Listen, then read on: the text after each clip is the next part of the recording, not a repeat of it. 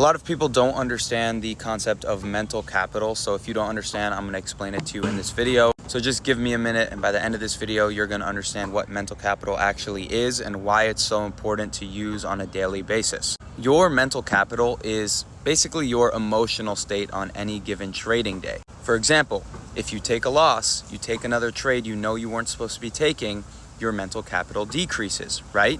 Because you know you're not supposed to be taking that trade, you know you're revenge trading. The next day, you force a trade that you know you're not supposed to be taking, you lose on that trade or you win on that trade, your mental capital decreases. So the next time an A+ setup is, presenting itself, you either one, don't take the trade because you're scared of getting stopped out, or two, even if you do take the trade, if it doesn't go your way and you get stopped out, your mental capital decreases. Your mental capital is basically what decides when you emotionally trade and when you don't emotionally trade. Anytime you break a rule that you know you're breaking, you are actively decreasing your mental capital. Every time you take a trade you know you're supposed to be taking, it increases your mental capital. If that trade hits TP, it further increases your mental capital. A lot of you guys will sit there and revenge trade for hours on end through New York AM, New York PM, Asia, London, whatever, and your mental capital is just decreasing because you get stopped out over and over again on setups that you know you're not supposed to be taking. It's like a double decrease in mental capital if you take a setup that you're not supposed to be taking and you get stopped out on it,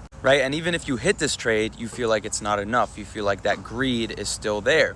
Why? Because your mental capital is so low. Once you understand the concept of mental capital, you stop taking dumb trades because you know that only negatively impacts you in the long run. The best way to immediately increase your mental capital is take a day off, right? Just take a day off. It could be a probable day, it could be an improbable day, just take a day off, right? And then the next day, listen to yourself. If you still feel emotional, then lock yourself out. If you still feel emotional, don't trade. And that will increase your mental capital because you followed your rules. The minute you start respecting your rules again is the minute that your mental capital starts increasing again. You feel less emotional, you feel less inclined to revenge trade, and this is the solution to increasing your mental capital. And eventually it gets to a point where you feel like you blow an account if you break your rule. Like yesterday, I crashed out, took 2 trades I wasn't supposed to take, went down 1,500 on the day, and I felt like I blew an account, even though I didn't. I wasn't even close to blowing an account. I felt like I blew an account